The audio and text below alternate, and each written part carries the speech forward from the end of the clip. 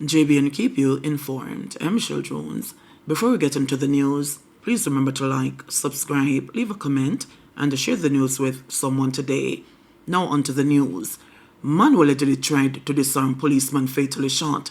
An investigation has been launched into the fatal shooting of a man by the police in Spanish Town, St. Catherine, after he allegedly attempted to disarm a policeman on Thursday night.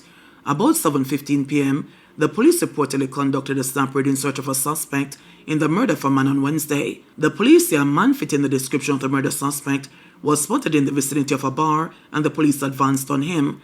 Upon seeing the police, he reportedly went through a gate and into a house along Oxford Road with the police in pursuit. After entering a room in the house, the police reportedly informed him why they were there, but the man grabbed onto one of the policeman's gun and a tussle developed. He reportedly hit the policeman during the tussle and was shot and injured by another member of the police team. The man, whose identity has not been disclosed, was taken to the Spanish Town Hospital where he succumbed to his injuries. The Independent Commission of Investigations, INDECOM, has launched a probe into the matter. 65 people killed in road crashes so far. Jamaica is almost averaging one road death a day this year, though fatalities have declined. 65 people died in 60 fatal crashes over the last 66 days of the year, according to the latest data from the Island Traffic Authority, ITA. It showed, too, that excessive speeding was the leading cause of crashes so far this year. Sorry, what's up? You're right.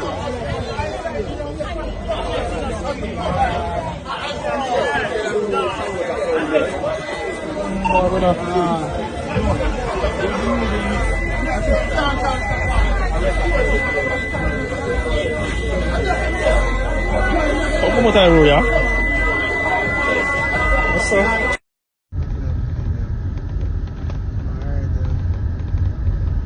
How you climb this up? I have a big stone to climb on. You reach up this up.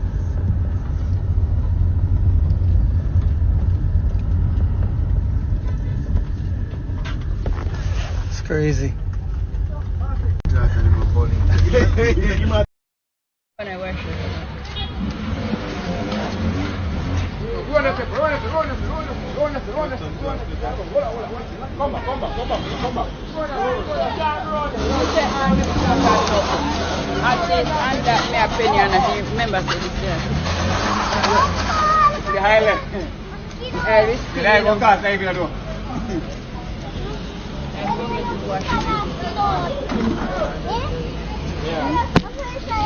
Two killed, one injured in Patrick City shooting.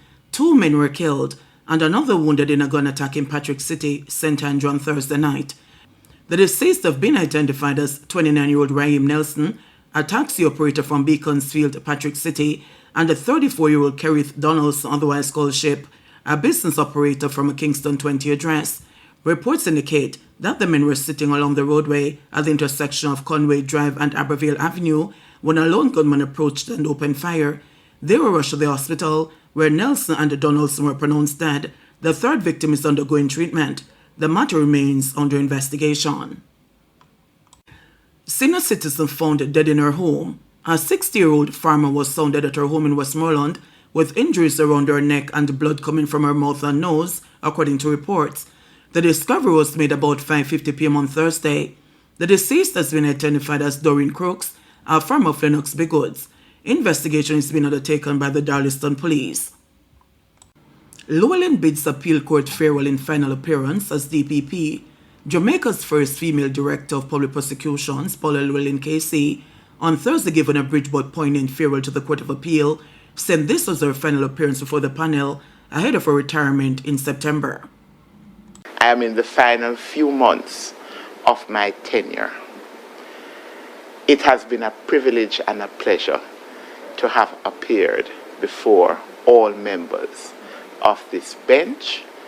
May I also say to my Lady Harris, my Lord Fraser, my Lady Edwards, my Lady Williams, my Lady President, MacDonald Bishop, my Lady Straw. It has been a privilege to have interacted with all of you at the various stages of our professional development throughout the office of the DPP. And although I'm proud of every member of this bench, my Lady Simmons, my Lady Foster Pusey, but I'm especially proud. Don't forget, I'm going to save the best for the last. I am especially proud, as I have been privileged to have observed the wonderful brilliance, the keen intellectual acuity, and the development of all of you. And I wish you all the very best. Police named 3 persons of interest in killing of Spanish Town bus driver. The police have named 3 men as persons of interest in the shooting death of a bus driver on Burke Road in Spanish Town, St. Catherine on Wednesday. Head of the St. Catherine North Police Division, Senior Superintendent Upton Nicholson, says the victim was ambushed. Sometime after 8 a.m. on March 5, 2025, a man known as Michael, who is said to be a bus driver, was standing along Burke Road in the vicinity of the Sagicor shopping center when men approached him on foot, opened gunfire hitting him all over his body, and then the men escaped on foot in the direction of 2B Oxford Road, more popularly known as Top Banks. The police were notified and the injured man was transported to the Spanish Town Hospital where he was pronounced dead. The St. Catherine North CIB immediately commenced investigations, and as at 5 p.m. today, Thursday, March 6, 2025, the detectives have identified the following persons of interest. A man known as Danga Reds of 2B Oxford Road, more popularly known as Top Banks. A man known as Debo of Top Banks. And another man who has been referred to as Talis, who is said to be from a Clarendon address, but has recently been residing in the Top Banks area. Now, Talis is described as slim and his front teeth protrude. It is what we call buck teeth. These men are asked to report immediately to the Spanish Town CIB. Political tension clouds handing over of house in Manchester. There were tense moments during the handing over of a 2-bedroom house built under the new social housing program in Grovemount near Mile Gully on Friday after disagreement between 2 political representatives over who should be allowed at the function. The disagreement between representatives, namely Manchester North West Member of Parliament Michael Phillips and his opponent Damian Young, unfolded in front of Prime Minister Andrew Holness. Phillips, a member of the opposition People's National Party, was annoyed at the presence of Jamaica Labour Party supporters led by Young at the handing over ceremony. Phillips said that he took issue with the move by Young to have JLP supporters crowd in the event. During the ribbon cutting part of the ceremony, Young attempted to be part of a photo op. Phillips again took issue and was joined by Mile Gully Councillor Rowan Kennedy in walking away from behind the ribbon before Young left the photo op.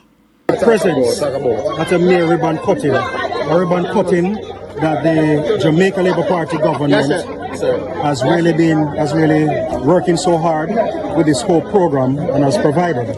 What's the issue between you and the caretaker? What was it about a while ago? I have no issue. He said that it's some political intimidation. What's your response? There's no issue. He has no constitutional right to be a part of what we're doing here. He has brought politics into the handing over of a house for a beneficiary that is well in need. The taxpayers' money. And my decision is that he cannot be a part of this process. He's not the elected representative. And he should know time and place for everything. Don't get the politics mixed up into something like this. This is mine. This mine. Nobody can take it away from me. Nobody can. This is mine. This is my house. This is my house. This is mine. I'm grateful. This is mine. And I thank God. My name is Evadne Ferron. Yes. I thank God for this house. I thank God. He has blessed me so much I can't explain how I feel about it, because it was been a struggling for all these years. This family, they put me up one room, me and my son, and they one bedroom, sometimes. So uncomfortable, but they show me love.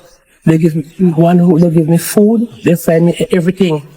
No bills, nothing at all. And when I was trying all along for so many years I could get out of the house, and I said, boy, I try and I roll up and down, and I go to this JP, and I go to tax office, me pen and all over JP, different signing up and all different run up and down tax office to get the paperworks. So I just want to give God thanks and praise, and thanks, and without the MP, the Prime Minister, because if it wasn't for him, I couldn't get it.